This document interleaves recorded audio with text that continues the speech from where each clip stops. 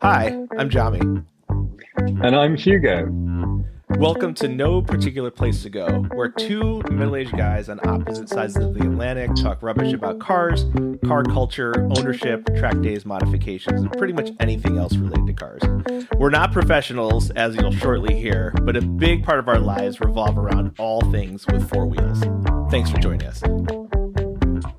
So something that I had been watching quite a lot recently and I hadn't watched much before is Car SOS. Have you ever watched that with like Fuzz Townsend and then I forget the other guy's name? And it's kind of like Wheeler Dealers. And the mechanic guy is quite good. And they work on some quite interesting cars. But the sort of Mike Brewer character is like a massive douchebag.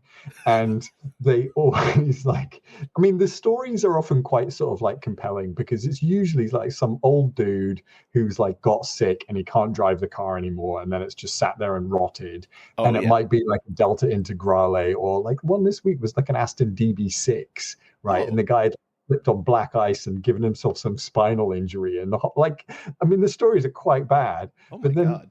And then they fix up these cars, which invariably are just like rotten. They're falling apart with like rust, and they do a nice job on them. And Fuzz is obviously pretty, good at what he does. But the other guy, like his role is to like blag parts, which he does in the most ridiculous and irritating ways, and then to set up some sort of elaborate reveal at the end to like the owner who doesn't know that his car has disappeared from the garage to get fixed up, kind of thing. And they're always just like toe curlingly bad and like really obvious. Most of the time the people just walk straight past the car and they're like, oh, there's a car there, whatever. Like, and then he's like, oh, look, it's me from Car SOS. And they're like, who are you, from what? Like, it's just embarrassing. Okay, I had to look it up, but I saw the hosts and I recognized them. I think I've seen, I swear it was like on a flight somewhere and they're like, oh, here's some TV. And I watched it and it was, there's a lot of shows like that. I recall this one not being that good. No, it's not. It's not. I mean, often the cars are interesting, right? And like seeing actually like what has gone. And I mean, they did like a Lotus Esprit Series 1 the other week, and like, they pulled the whole body off it and you could see the sort of like the steel kind of like skeleton of it underneath, and like you see where they rot and all that kind of stuff. Like genuinely quite interesting. But they sort of spoil it because it's like an hour-long show and half an hour of it is this just nonsense. See, that part of it, I agree. That's interesting to see like what's wrong with these cars. So there was one similar that I haven't seen it in a long time, but the guys were older. One of the guys had such a strong accent I could barely understand what he was saying. But they at least pretended that they were trying to make a profit and everything. Their budget was really small. They'd be like, oh, we had 1,000 pounds or 2,000 pounds to spend on the car. They always give themselves 5 days to do it. And often they would put the car up on auction before they even started. Oh, wow. Yeah, they were gutsy. They were like, all right, we're going to take 5 days to do it. And that means we have to get it done before the auction ends. And I can't remember the name of it, but it was interesting. They really were on the lower end, which I thought was pretty cool. Yeah.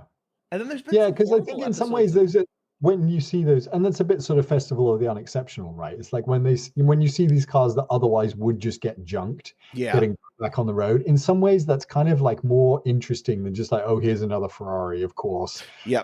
Of course, Ian Tyrrell is going to fix it up because now it's worth 10 million, sort of thing. It's like, who gives a shit? I think that's one of the things that I like about Wheeler Dealers is I would say 9 times out of 10 they worked on a car I'd never heard about. I've never heard of that car. So it's like, they're like, a 911. I'm like, okay. I know plenty about 911s. They'd pick some obscure Ferrari, or they'd pick some car from 30 years ago that I'd never heard about. So then I'd inevitably pause it and then go down a rat hole, searching about the car and understanding it, and then going, oh, this is actually really interesting. Yeah. But I've seen some terrible Wheeler Dealers episodes too, where they're like, oh, we're going to make this a drift car. And they put some like 10-pound aluminum spoiler on the back of the car. They'd be like, oh, we got these secondhand wheels. It's like, oh my gosh, guys, you should have just left it stock. It was terrible. Yeah, totally. I noticed actually with Wheeler Dealers, like even the sort of US based ones, they were often finding sort of like pretty non-mainstream cars. Or like I think I saw one where there was like an Alpha 164 and you know, like do some sort of more interesting things rather than just like, I don't know, another pickup or muscle car or something. Yeah, I agree. Yeah, the US ones were, and I liked the Alpha 164, so I was really excited. It's cool because you don't know usually what the car is, and when they do something that you like or you're familiar with, you're like, oh, I really like that car. I hope they don't screw it up, or even I own that car. Let's see what they do with it versus what I've done, which is always really interesting. Yeah. What car that you've owned have you seen them do? They did a Mark One NA Miata. Okay. I think theirs was a 1.6. I had a 1.8. Yeah. And that was really exciting. I think it was after by the time I saw it, it was well after I'd sold the car, but it was still really cool to see what are they doing with it versus what did I do with it. They didn't massively widen the track and ruin it like you did. They did not. They were smart about it. They didn't take it so far that it was nearly impossible to drive on the street. They didn't cut into the fenders with the sole idea of fitting fender flares. Wheel fitment be damned. Yeah, they didn't repeat my really big mistakes. But hey, if it looks cool. It was all about looks, apparently. Which at that point I would have guessed I'd outgrown that, but I was like, no, I gotta have bolt-on fender flares on my Miata, and everything else is gonna work around that. That's the goal. Yeah. Although, I mean, it sounds crazy, but I do think like that piece of the sort of stance and like the size and position of the wheel relative to the body and like, whether like staggering dish, like all of that kind of like really makes a huge difference to what the car looks like. Yeah. And I was thinking that because, we were kind of texting about like Jonny Smith's garage and whether there were any vehicles in there that you would imagine wanting to show up somewhere and, for your wife to see you driving or to turn up at work driving. And I was thinking about the Jonny cab, like I think it's like a Nissan Cedric taxi. Okay. And in some ways it's like, okay, it's quite cool because it's like a sort of proper like Tokyo taxi cab that he's like brought over. And I think there was an episode where he had like the underside of it, like dry ice blasted and stuff. And then he bagged it as well for some reason. So whenever you see it, it's like, it's like sitting on the ground. I didn't know he did that. Yeah. And I mean, even though it's kind of like a sort of dweeby car, somehow the fact that it's just like it has that suspension makes it look kind of cool. Yeah, he definitely has a knack for turning otherwise ordinary or ho-hum vehicles into something pretty cool. I think the vehicles that he has that I find most interesting. So we talked about his Boxster. We'll get back to your just a Boxster comment in a bit. But he has the Boxster. Obviously in the US, I know or have never seen in person a smart Brabus Roadster, which is pretty freaking cool. I've been watching his work on that, which is really interesting. Yeah. And then I like that he's a Honda guy. So he's got the Insight and then the Element. The Element I don't really care about, but the Insight I think is pretty cool. Yeah. And the Insight looks way ahead of its time now, right? Because that's a 25-year-old car at this point. Yeah, it's pretty old. He didn't motor swap it, right? It's just stock. No, I think it's more or less bone stock. Okay. I mean, it's got some huge mileage on it. But I guess the point is like it's a small, lightweight car, right? That it's like that's how you get the efficiency. It's like frontal area, all that kind of stuff. I think it's cool. It reminded me. He also had at some point like a S600. I want to say like the kind of like one of the little 60s like convertibles Honda. And gosh, I feel a bit embarrassed not knowing this off the top of my head, but yes, it was the S. It was like the predecessor to you had the S660K car. Let me see here. I'm gonna look it up because it's gonna drive me crazy if I don't. Yeah, like really pretty little things. Although, I mean, I think he's a relatively tall bloke. I mean, my thing with little vehicles like that is I always just feel like I'm sitting on top of it, like it's a toy car. Yeah. Being your height, I could see going like, I feel very vulnerable. I might as well be on a bike. Yeah. Okay. Yeah. So Honda S series. So yeah, they had a S360, an S500, an S600, an S800, and then after that you had the S2000, and now, well, not now, but ended in 2022 was the S660. So I had a chance when I went with some friends to Japan to rent an S660, and it was cool. I a lot of people describe it as a mini NSX. Yeah, I don't know if I go that far. Yes, it's mid-engine. It's a K car, so it doesn't obviously have a lot of power, but it was pretty cool. It wasn't very practical. I thought some of the other cars that we rented were a lot more useful. With the K cars, they have to be, what is it, like 660cc, 3-cylinder? Like, is there a horsepower limit as well? And there's like dimension limits as well, like width and length and stuff, right? Yeah, that's a great question. Because these things drive me crazy, I have to look it up. So let's see. So the regulations for, so they had a 360cc era, and then they had a, let's see, then they had the 660 era, and you're allowed to be turbocharged, I believe.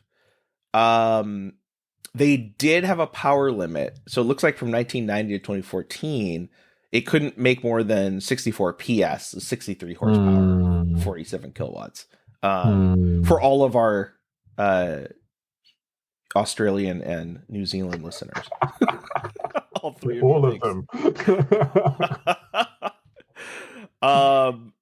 Yeah, and then let's see. Okay, so they reduced the tax advantages for K cars starting in 2014, apparently. But obviously, they're still really, really popular. Now you have electric. Yeah. Well, there are some electric K cars as well, too. It looks like. But yeah, we had two K cars on that trip. We had the S660, and then we had a.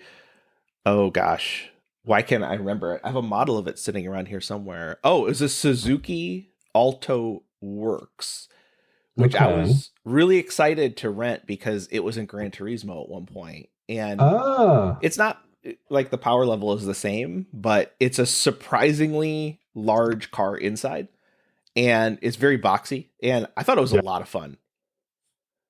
Is that a bit? Oh, okay. Yeah, I'm looking it up. I always think of like the Suzuki Wagon R was quite popular in the UK for a little while, sort of late 90s. You had that? Yeah. But the Alto Works reminds me of, like, again, that Honda that got sold with the little moped that went in the trunk. Oh yes. Was it the Honda City? Yes, I think so. Yeah, I think that's right. Honda City Turbo. Now, did you get those in the UK? I don't know. You do see them occasionally on like Car and Classic. Oh, look, there's one here. 14 grand. Nice. Oh wow. Now, does it have the was it the Moto Compacto? Is it the Moto Compacto or the Moto Campo? I can't remember because the old one is the Moto Campo, the gas one. Yeah. This one here doesn't look like it's got it. But it's still pretty cool. It's got yellow fog lights. On an older car, yellow fog lights look great. What do you think about yellow fog lights on a current car? I could be open to it. I mean, it's like that whole thing of like, you know, traditionally like French cars had like yellow headlight covers. Yeah. And, you know, you think like an Alpine A110 would look cool with like yellow headlight covers. Yeah.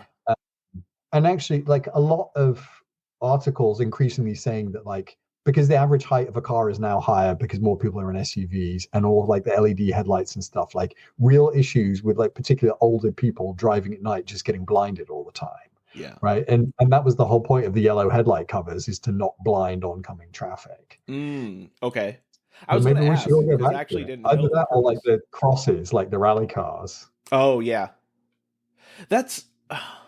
Yeah, I didn't know the original purpose for the yellow lights. I think I'm with you. I think on the right car, they look really good. And by the way, I'll never stop being jealous that you have the Alpine A110. I discovered there's a dealership in Canterbury. I went by accident last weekend and they had maybe 4 A110s there. Oh, you didn't accidentally bring one home? I didn't, because the dealership was accidentally shut and there was nobody there. Do It's you like fit in one? Saturday afternoon. Who would want to look at a car on a Saturday afternoon? I mean, that's craziness. Yeah, how weird. What? No, who goes car Yeah, shopping on the weekend? Do you yeah. have you ever sat in one? Would you fit?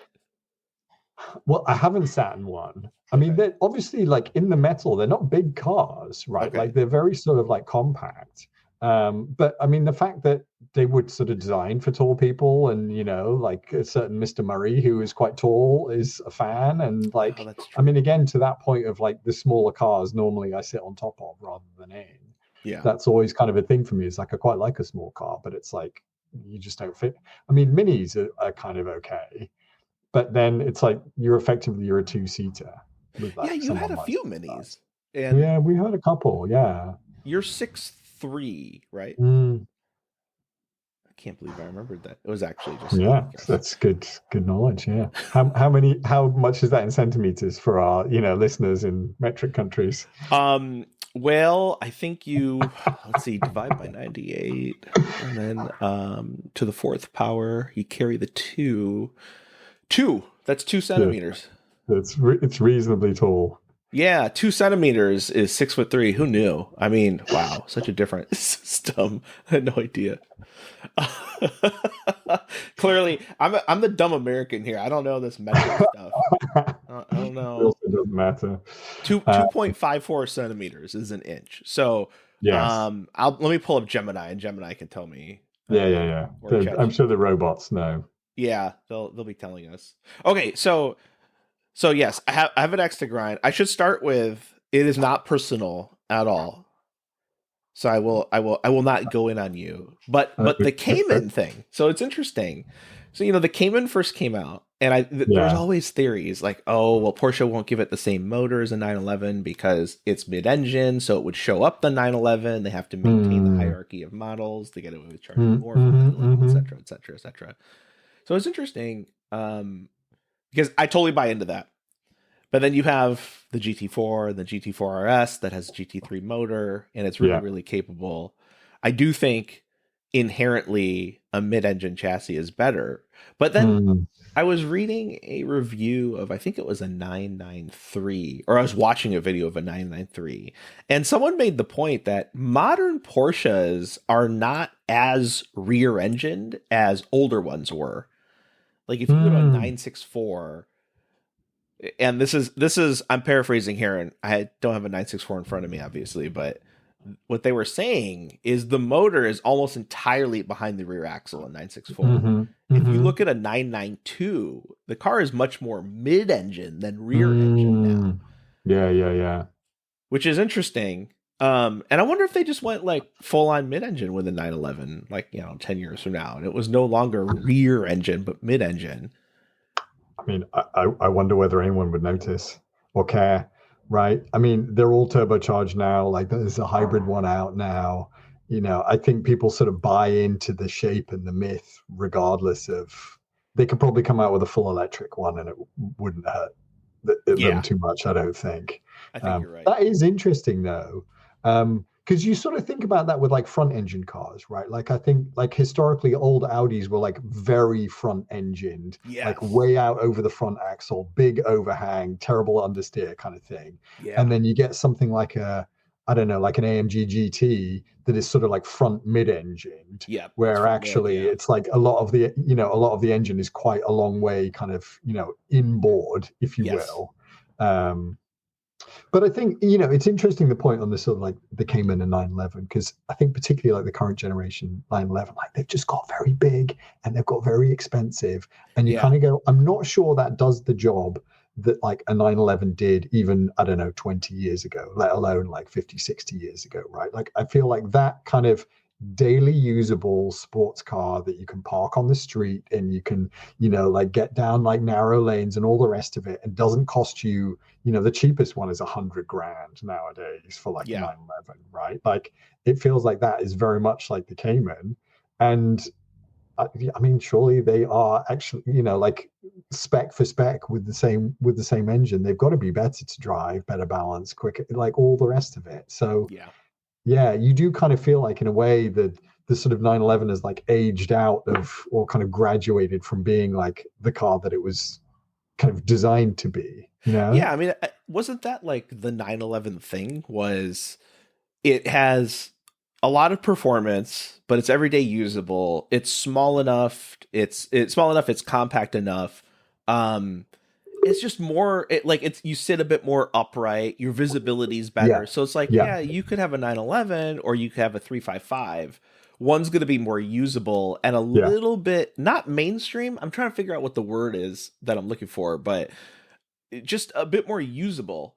Yeah, totally. I mean, I think that was like, you think back the 80s, something like a Countach. It's like, well, you can't see out the back of it. Like, Yeah. Famously like heavy clutch and gear shit and all that kind of stuff. Like, you're not going to drive that through central London, right? And park that up on the street. Or if you are, you're kind of mad. And same for like, I don't know, like a Testarossa or all of those sort of contemporary. And the 911 was always sort of like a step down from that, where it was like intended to be like, yeah, you could daily this. And, it was almost more like, okay, you'd have the M3 and then the next rung is like you get to sort of 911.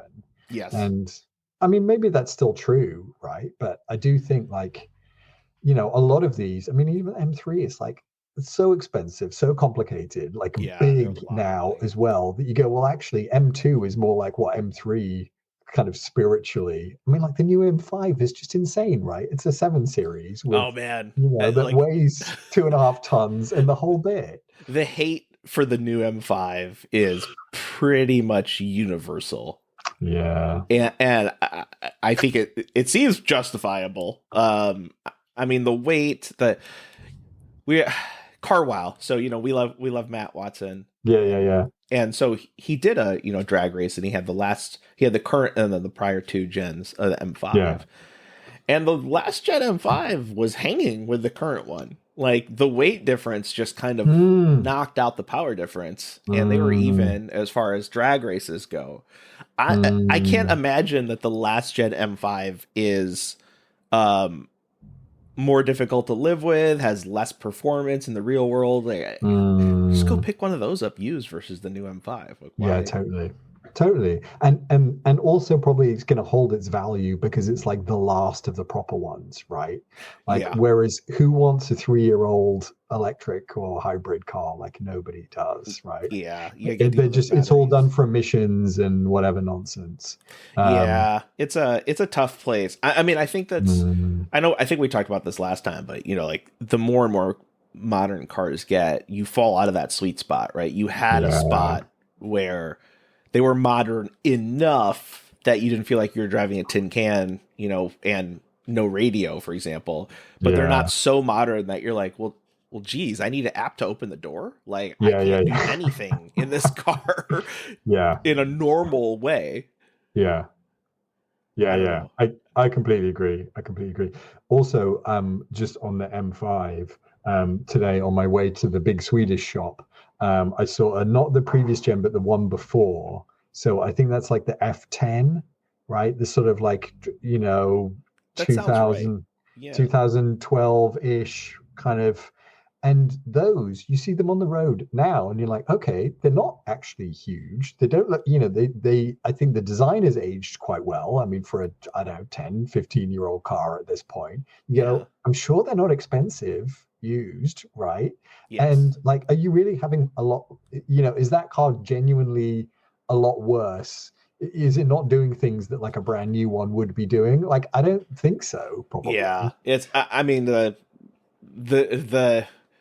always latest and greatest and newest versus older costs you a fraction of what the new one was or is. You might be able to pay cash for it and not have a payment. Like, I think the older cars just make so much more sense.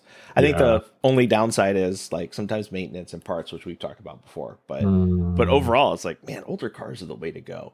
Yeah. I think to your point though, you do just kind of need to have a Fuzz Townsend or an Ansted on speed dial and just like have the budget for it and just go, okay, maybe I don't have a monthly payment on this, but I know that I'm putting money away to make sure that like I am putting things right as and when they come along, so that it kind of, because ultimately, like, again, I think what those shows kind of tell me is like, if you look after it and you do the work, like anything will last a lifetime, right? Yes. Like, it's just metal and rubber and glass and stuff. Like, it can Yeah. all get fixed. Well, and that maintenance, yeah, you're right, might cost you like 5,000 a year, but you buy the car for, I don't know, 10, 15 versus the new one for 100. Like, I think the math pencils out. I think it makes sense. Totally. And if and you it's kind of just cooler as well, right? Like, because the new one, all you're saying is I'm rich. Yeah. I'm a bit of a rich douchebag. You're not saying, actually, I'm into cars. Well, I mean, I to be fair, like, there could be like, hey, I like the warranty, I like all this stuff. Like, yeah, there's convenience, but then at some point, like, the convenience can't override everything. Yeah. It can't be just pure about, if it's purely about convenience, then just take a lift everywhere. Like, put your 100 grand into your lift bill. Yeah. So there's some appeal to newer cars, but like, you lose control as an owner. Like, there's things that you can't do. You know, like, why do I have to pull out the freaking OBD2 reader to change the oil on the car or to change brake pads? Like, 2019 Miata, dealing with ABS, like, if you change fluid, you've got to have an OBD2 reader. Like, really? Yeah. Even on your Miata, like, but that's like held up as sort of the bastion of, like, this is still a sensible, Even at that, it's new enough that it's got some of that stuff that's creeped in. So it's got a couple things like you can activate ice mode under heavy braking, which sucks. That nobody wants to do with that. You're on track, all of a sudden the car's in ice mode. And then, yes, if you do swap the fluid, if you are worried about bubbles in the ABS, you need to interact with the onboard computer to have it activate the ABS pumps to kind of purge the air in there. Right. Which isn't too bad, but it's starting to get more and more complicated. You're like, well, I used to wrench on it, now I computer on it because I need an OBD2 reader and all this other crap, which is annoying. Yeah. And it's like those things you read about as well. And I think this is BMW who are doing this, where it's like every car now ships from the factory with the hardware for like heated seats built in. But if you want them to actually work and for them to put the soft button in the, like, in the kind of infotainment, then you've got to pay extra for that, right? Even though, like, they're there in every single car. Yeah. That's pretty annoying. I really hope, I guess we could look it up, but I really hope people are hacking that. And, like, that's just ridiculous. Like, this is OEMs getting inspired by software. I can charge a subscription for damn near everything. It's crazy because you had a backlash, and I think a lot of the OEMs are like, let's give it a go. Let's try it again. Like, really? Well, but again, it's like the loss of physical buttons in the cabin. Yeah. Like, that's not a usability improvement. It's a cost saving. Yeah. Like, let's just be clear. Like, we're cutting corners here. Like, fine, say it. But, you're cutting corners on a car that costs, I don't know, like, I was looking at read a review of that new, like, Volvo EX90 electric thing. And, like, over here, they're like, I don't know, that's an 80,000, 90,000 pound car. And, like, and doesn't have, like, buttons and stuff because they're cutting corners. And you just go, really? You're not making enough money on that. And if that screen goes bad, it's going to be like a $10,000 job. Yeah. That's it. You're done, basically. Which is insane. And I'm not even exaggerating. There are cars on the road today where the screen goes bad. It's a $10,000 job, parts included, to replace it. That's insane. They're just going to scrap the car now. So these are like disposable razor cars. Yeah. Well, they are, right? They are. It's like this glut of, like, Model 3s on the used market. Who wants them? They're not worth anything. Yeah. It's so clearly we hate all new cars. They suck. Don't buy them. What you should be all buying is 25-year-old BMWs. Yeah. Apparently. Get to know your local independent BMW shop. But okay. So I wanted to go back to Jonny Smith and his cars. So I think if I were to take a pick of the cars that he has, as one of my own, I think it's the Porsche Boxster, hands down. I love how cheap it was for him. I love the work that he's done on it. And mid-engine convertible. I've never owned a Porsche myself. I've driven Porsches, but I've never owned one. I think that would be my pick. That's the way I'd go. Yeah. And my better half would probably be like, what is with the ratty old expensive car? And then maybe we go for a drive and she'd go, oh, cool. But she's not a convertible person at all. So maybe I don't know. What is your pick? I think that's a fair call, because actually I agree with everything you've said there. I think for what, like 1,800 quid or something that he paid for it to have a Porsche key fob in your pocket, like that is pretty cool, right? And I do think from what I've seen, like the sort of what he's been doing to it have been like sort of sensible fixes, right? Like sorting out the hood, sorting out like the water, like those kind of things to make it, because he talks about wanting things to sort of be on the button, and I like that like ethos. And even I think that sort of that Gen 1 Boxster, I think they're kind of just on the cusp now at like, I don't know, 25 years old, approaching kind of 30 years old, where you go, okay, yeah, I can see that these could start becoming classics, right? Like I, I wouldn't necessarily have gone with the sort of, if I was looking for one, I would look for a different like color combo. But Yeah. I can kind of see that, there will be a following for those in the future. So yeah, I mean, I think it's definitely a really interesting one to kind of like to follow. So we But both went for the Porsche. well, the word "but" was just about to arrive for me, Okay. because I'm a snob. So, Yeah, but I was pretty actually posh. I was trying to remember like his full sort of garage, right? So the rundown, as I recall or understand it, at about this stage is the Boxster, as we mentioned, Yep. the Smart Roadster. He has an old Beetle, which I think was his first car, right? That he still has. The 2CV, which is just back in his garage this weekend after his dad drove it. It's all fully done, the patinated one. Okay. Okay, yeah. The Insight, the Element. He had the Johnny Cab.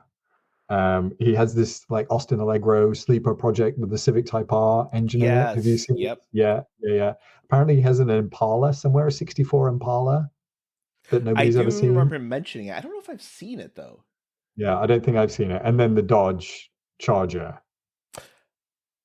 Yes. Okay. Yep. Yeah, I think yeah, that's right. 10. Where does he store all these things? I mean, that's Well, always a challenge. yeah, that's the question. I mean, it's recently, I think just before Christmas, had like posted that he's got space in some car club or like garage thing somewhere near where he lives, and he's going to have a few of his cars there, but certainly like not all of. I think a lot of them just like live outside in the rain. It's Oh, just that drive me like, crazy, man. yeah, me That would too, drive me nuts. me too.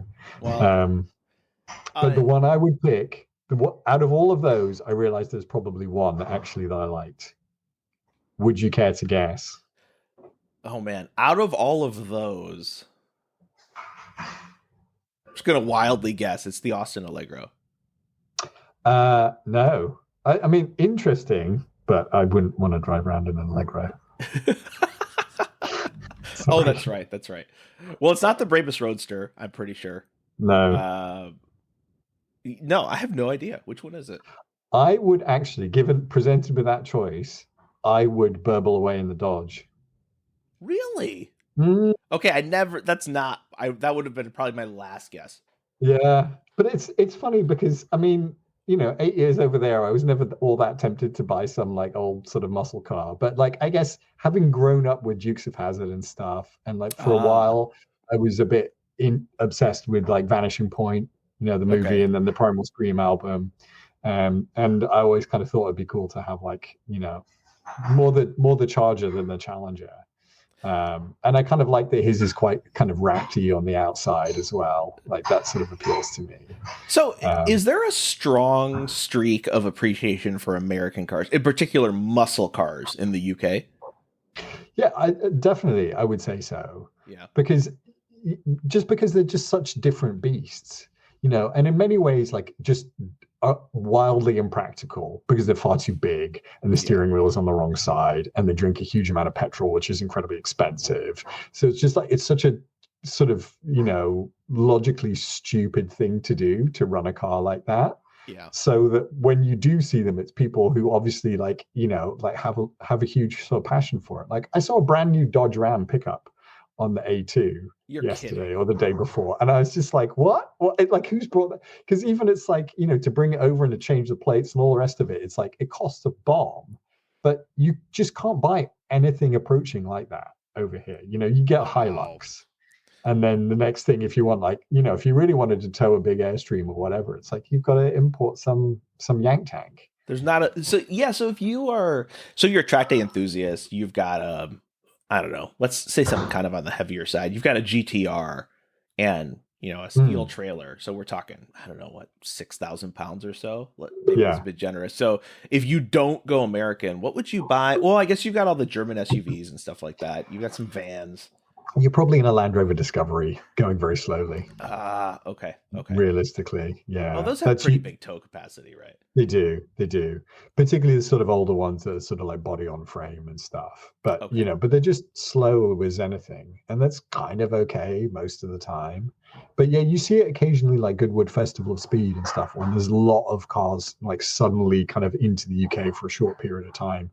And you'll see a lot of trailers and you'll see them behind American pickup trucks. Because it is just that thing of like, once you've already got a rig of that size, like, an extra foot of width doesn't really make any difference down a country like You're like, yeah, whatever. Yeah. I might as well just be in a, like full articulated lorry at this point. Yeah. So, okay, there was something we were talking about earlier this week that I wanted to bring up. So I'd shared an auction on Bring a Trailer for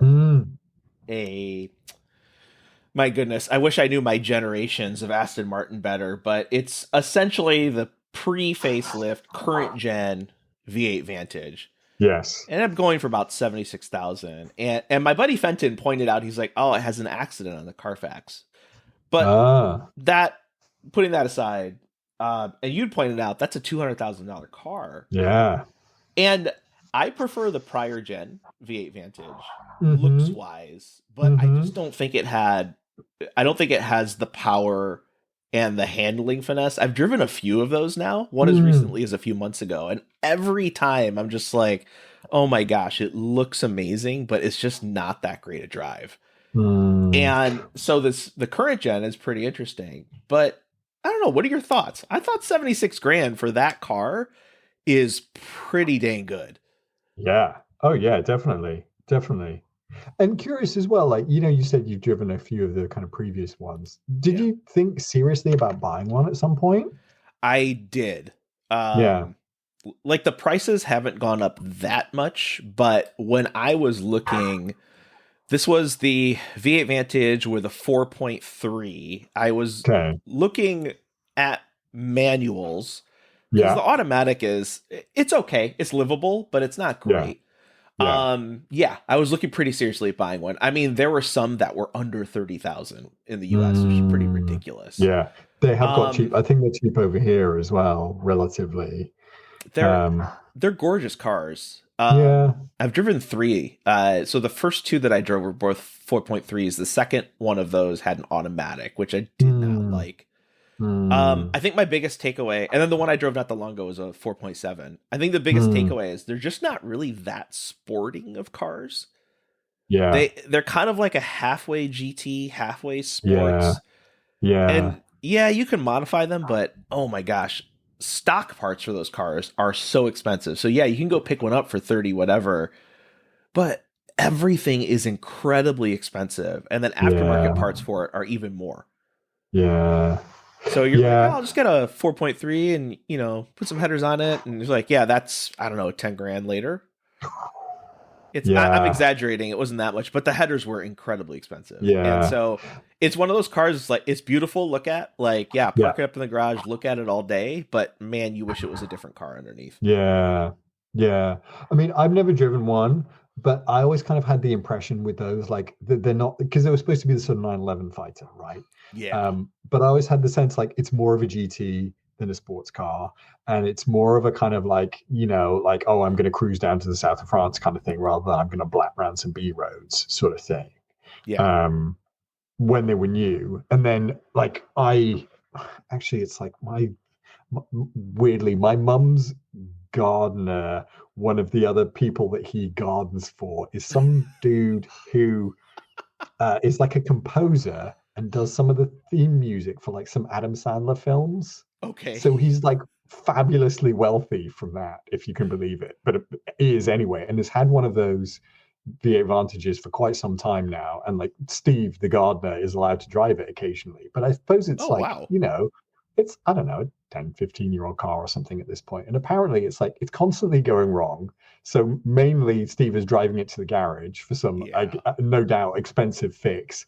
And he Yes. said that actually it's like quite creaky and quite kind of baggy and like, like doesn't feel, again, like I've had sort of 20-year-old 911s and it's sort of tight as a drum, right? Like, Yeah. and a 20-year-old Aston is just not.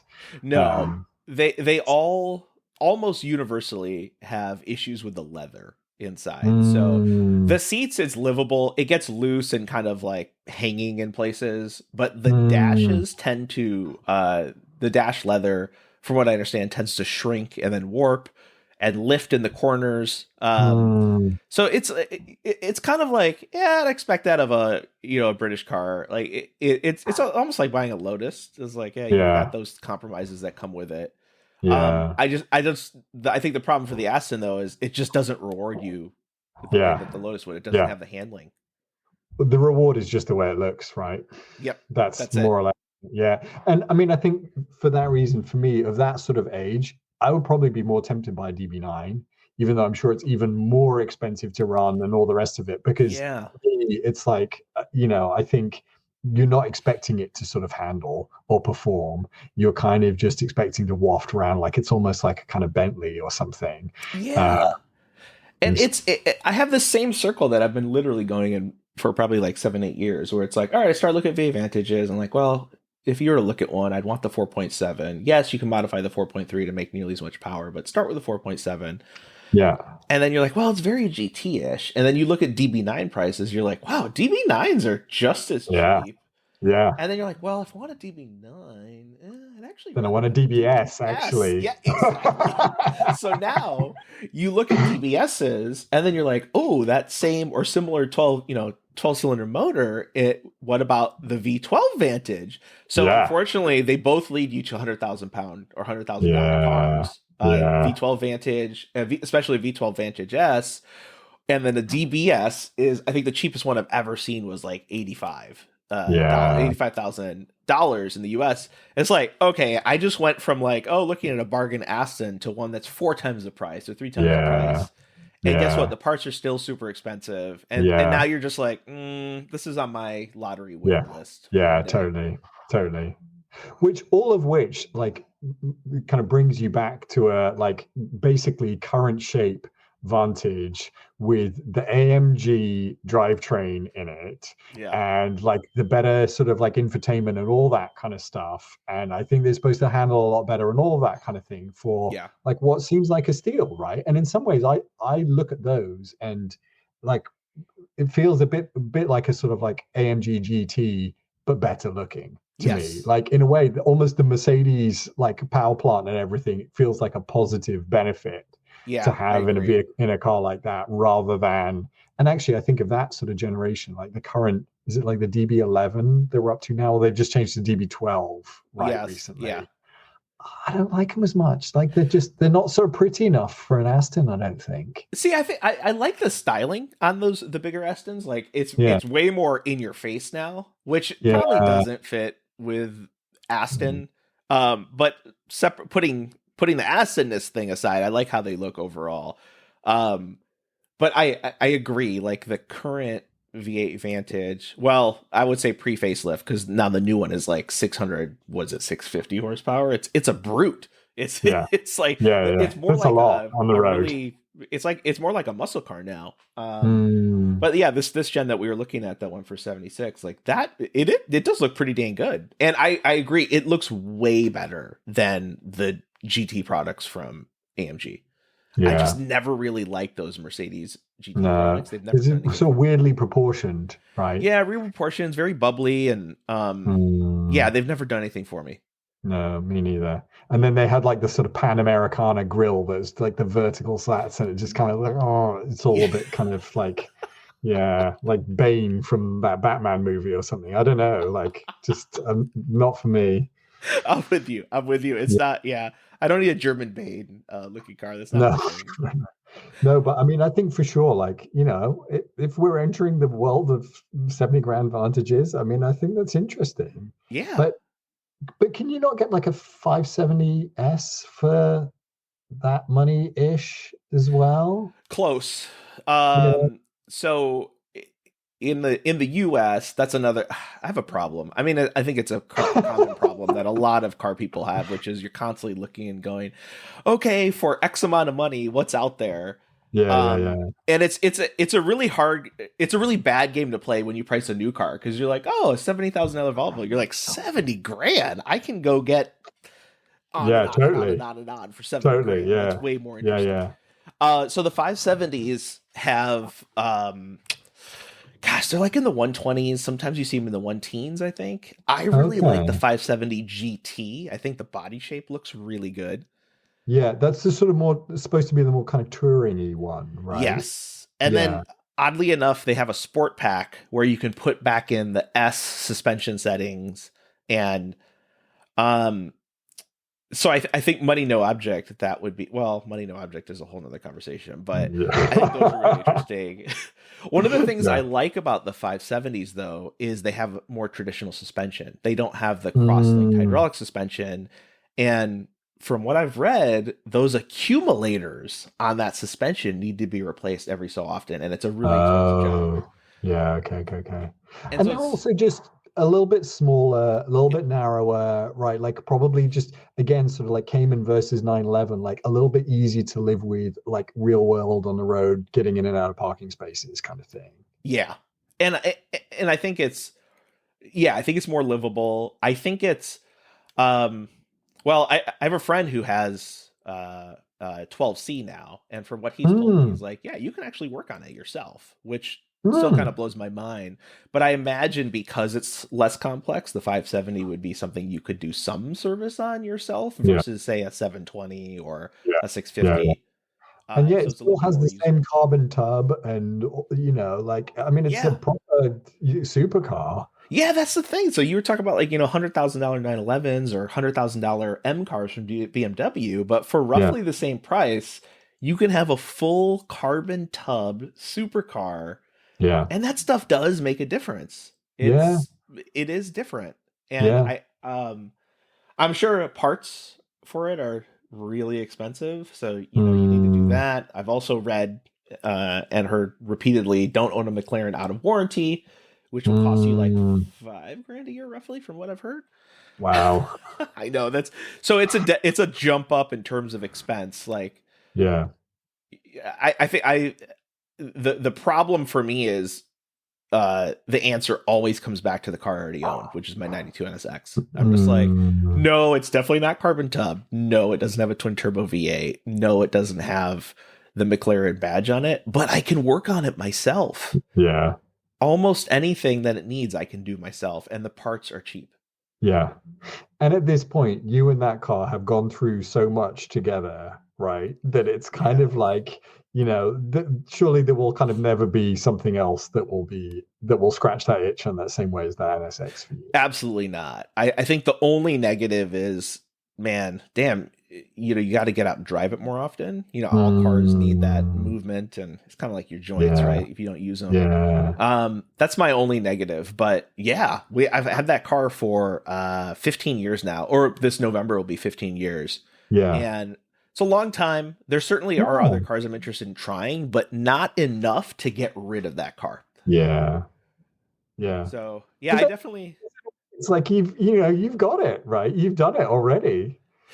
Yeah, it's, you do the man math and you're like, well, if I could sell it for X, I could get this instead. And it always comes back to like, well, do I even want that instead? Yeah. And it's always oh, I want that, but I don't want to get rid of the NSX for it.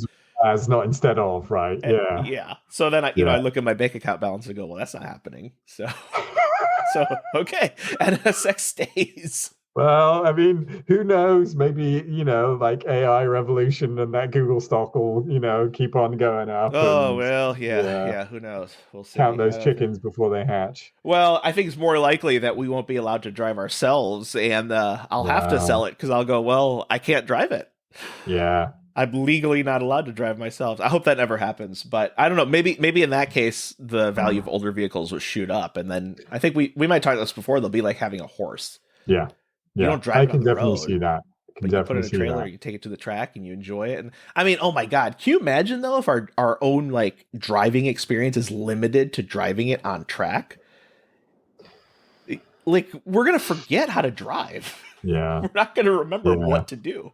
But then you see so many people on the road now that they like, kind of directing the progress of the vehicle is only one of a whole number of things that they are doing while they're sitting in that driving seat. Yeah, that is And pretty people, terrifying. I think a lot of people are not interested in the physical act of driving, right? Like, and in the way that I'm still kind of like, yeah, like it is that sort of magic of the first time I got behind the wheel and you manipulated some things and you felt forward movement.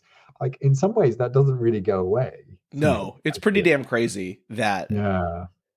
Well, I guess this could be used either way to the argument, but it's pretty damn crazy that we as humans are piloting multi-1,000-pound things that are propelled by an explosive liquid, and they could kill tons of people if you're not careful, and yet we do it every day.